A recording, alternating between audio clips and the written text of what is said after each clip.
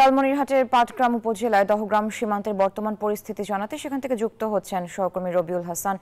রবিউল, সীমান্তে পরিস্থিতি কিছুটা স্বাভাবিক হয়েছে কিনা, এখন এলাকাবাসী কি বলছে, এলাকাবাসীর মধ্যে আতঙ্ক কেটেছে কিনা জানাবেন বিস্তারিত।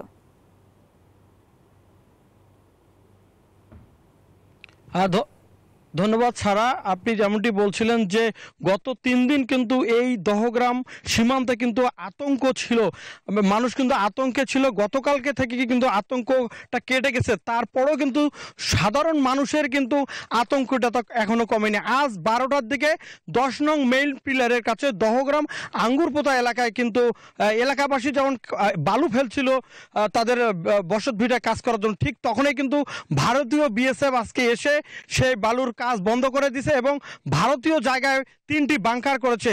এ সময় 51 বিজিবির সহকারী পরিচালক আমির খসরু এসে একটা পতাকা বৈঠক হয়েছে। এই পতাকা বৈঠকের পর বালুর কাজ বন্ধ রয়েছে, তারপরে কিন্তু এখানকার মানুষ আতঙ্কে বিরাজ করছে। পাশাপাশি আপনারা জানছেন আমরা একদম বাংলাদেশে রয়েছি এবং ভারতের সীমান্তে রয়েছি এবং ইতিমধ্যে কিন্তু 8 নং পিলারের ওখানে 1.5 কিলো জায়গায় কিন্তু তারা কাঁটাতারে বেড়া রেখে গেছে। আমরা স্থানীয় একজনের সাথে কথা বলবো। আজকে আপনাদের এলাকায় কি হয়েছে একটু যদি বলবেন। আজকে ঘটনা হয়েছে 8টার দিকে বিএসএফ আসছিল, আসিয়া আমাদের বালা ফেলছিল। 12টার সময় ওরা বালার কাজ বন্ধ করে দেয়, ওরা বাংকারের কাজ শুরু করে। তারপরে বিজিবি আসলে পরে আমাদের উভয় পার্টিকে বন্ধ করছে। এখনো বর্তমানে আমরা আতঙ্কের ভিতরে আছি।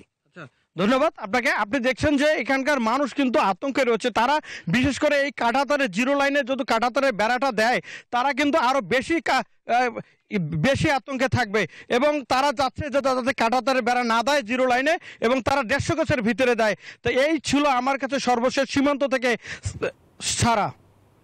রবিউল, আপনাকে ধন্যবাদ।